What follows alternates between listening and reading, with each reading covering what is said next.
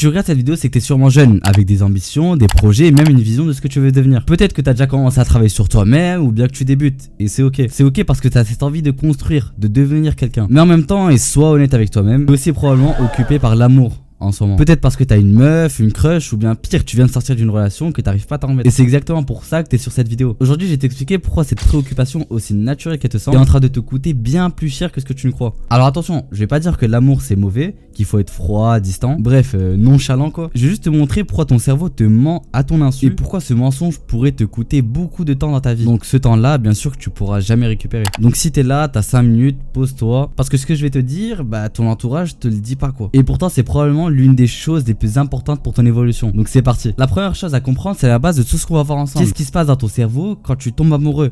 Parce que ça commence de là. Quand t'es amoureux, ton cerveau est inondé de dopamine. La dopamine qui, je cite, est un produit chimique du plaisir, de l'anticipation et de l'excitation. Et elle est présente en grande quantité quand t'es amoureux. Sauf que ton cerveau, lui, te ment. Résultat, tu surestimes tout. La personne dont t'es amoureux, la relation, votre avenir ensemble, bref. T'es carrément convaincu que c'est différent d'avant. Mais voilà la réalité que ton cerveau te cache, tu n'es pas amoureux de cette personne. T'es amoureux de cette drogue que ton cerveau produit à cause d'elle. La dopamine, l'ocytocine, l'adrénaline. Ensemble, c'est un cocktail qui te fait ressentir des choses très intenses. Et comme toute drogue, elle fausse ta perception. Et c'est important de comprendre ça parce que ça part de là en fait. Au point d'en arriver au point crucial, tes objectifs. La fameuse phrase on va tout construire ensemble, ça indique une chose, c'est que ton cerveau a un objectif émotionnel. Et psychologiquement, l'objectif émotionnel est beaucoup plus fort que l'objectif personnel. Donc à ce moment-là, tu vas plus te consacrer à l'objectif émotionnel car c'est beaucoup plus fort que l'objectif personnel. Donc tu vas sacrifier de ton temps, tu vas réorganiser ta vie autour de cette personne. Et même si tu crois pas ce que je te dis,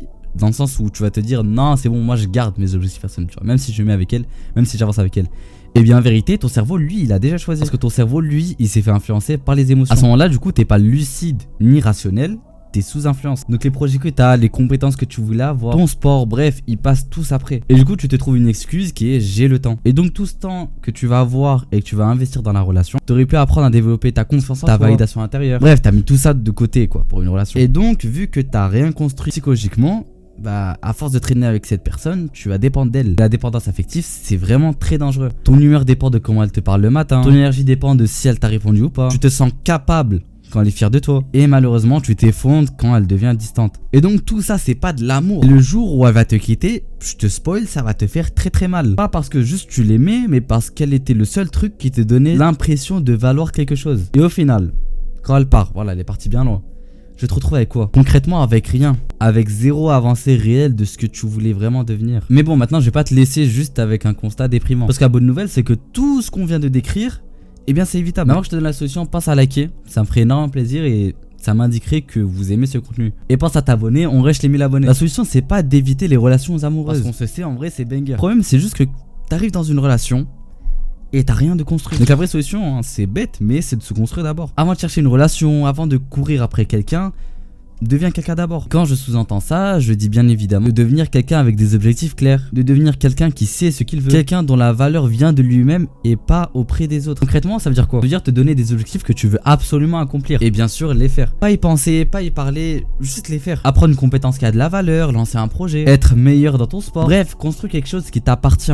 Tu vois, et personne pourra t'enlever. Et à chaque fois qu'une relation ou qu'une personne commence à bouffer de ton temps, de ton énergie, à ce moment-là, faut que tu aies le signal d'alarme. Ok, faut que tu te remets en question. Une question qui peut t'aider, c'est te dire est-ce que cette relation me rend meilleur ou juste me freine? Parce que la vraie question dans une relation, c'est pas juste est-ce qu'elle m'apporte des choses, c'est aussi est-ce que moi j'apporte des choses. Honnêtement, entre nous, un mec qui a pas de vision, qui a pas de projet, qui a pas d'ambition, il a quoi à apporter? Il prend, il dépend et il cherche en l'autre ce qu'il aurait dû trouver lui-même. Et ça, aucune relation saine peut supporter ça longtemps. Et voilà que personne te dit ouvertement, mais une fille préfère largement un mec stable qu'un mec en manque. Un mec qui a une direction, qui sait ce qu'il veut et qui est bien dans sa peau, bah ce type de profil attire naturellement. Parce que tout simplement, une personne solide attire une personne solide. Voilà, c'est aussi simple que ça. Quand t'es bien construit en toi-même, les relations que tu vas attirer sont d'une qualité complètement différente. T'attires pas quelqu'un qui comble un vide, t'attires quelqu'un qui s'ajoute déjà à quelque chose qui existe. Donc la meilleure chose que tu puisses faire pour ton futur couple, et que bien évidemment ça dure très longtemps, c'est d'apprendre à dépendre que de toi. C'est de devenir quelqu'un d'abord, donc pas pour impressionner ou pour paraître,